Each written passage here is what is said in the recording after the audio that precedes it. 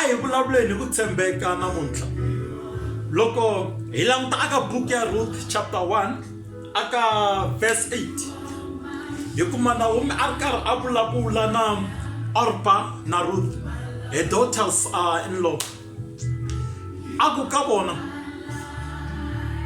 ava khensa for ku tshembeka ka vona ku va va tshembekile eka vana va yena va vafana lava a va va tekile ku va vanuna va vona ne le ka yena esin'wini ne le ka Xikwembu.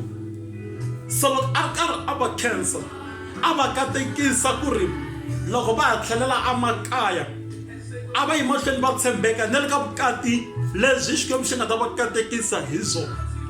Mhaka yikulu la i ku they must continue to be good. A va yi mahlweni va va vanhu lavanene lava hanyekaka va tshembeka.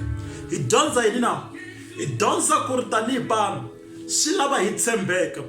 Loko i ri munhu loyi a tshembekeke swi ku endla u vona ndzhuti, swi ku endla u hlonipheka, swi ku endla vanhu va na xichavo ehenhla ka vutomi bya wena.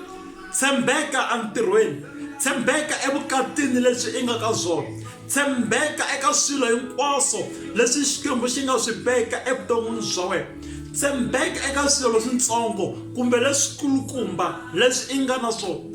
Namuntlha ndzi lava leswaku loko hi tshembeka na vanhu va kota ku vula ku ri mara mi tshembekile mi vanhu lavanene ongeti mi nga ya mahlweni mi va vanhu lavanene va ku tshembeka. Xikwembu xi mi katekisa.